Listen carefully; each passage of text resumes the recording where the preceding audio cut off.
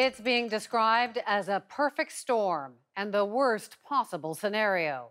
Tonight, a cargo ship filled with hundreds of tons of fuel is adrift.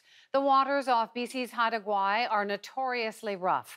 The weather is bad and the ship's captain is injured. Now, the race is on to reach the ship and prevent an environmental nightmare. Chris Brown is following developments from Vancouver. Chris? Wendy, we don't know yet whether this incident off Haida Gwaii will turn out to be a very close call or a disaster. Events are unfolding by the hour. The race is on to get to the stricken Russian cargo ship, the Shimushir, and stop it from reaching shore and possibly breaking up. It's loaded with cargo containers, but more alarming is the 400 tons of heavy oil and 50 tons of diesel fuel. Any kind of oil spilling on that pristine coastline is a terrible, terrible tragedy.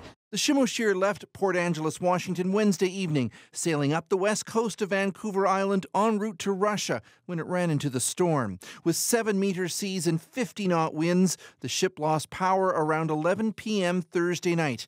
At that point, it was 19 kilometers off Gwaii Haanas National Park, and with its engines knocked out, the Shimushir started drifting to shore.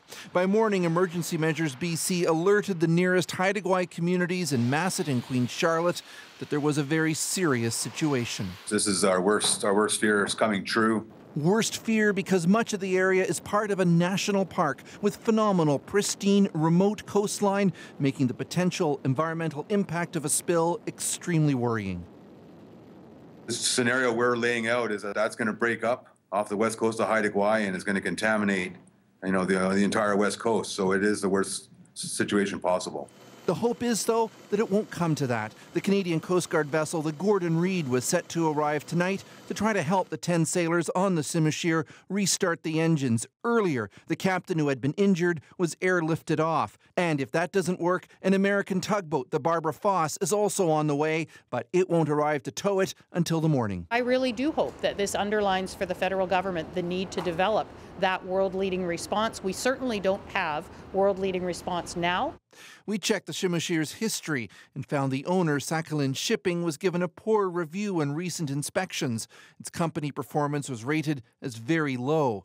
And an inspection report shows earlier this year, the ship was cited by Chinese authorities for many deficiencies, including propulsion and auxiliary machinery problems.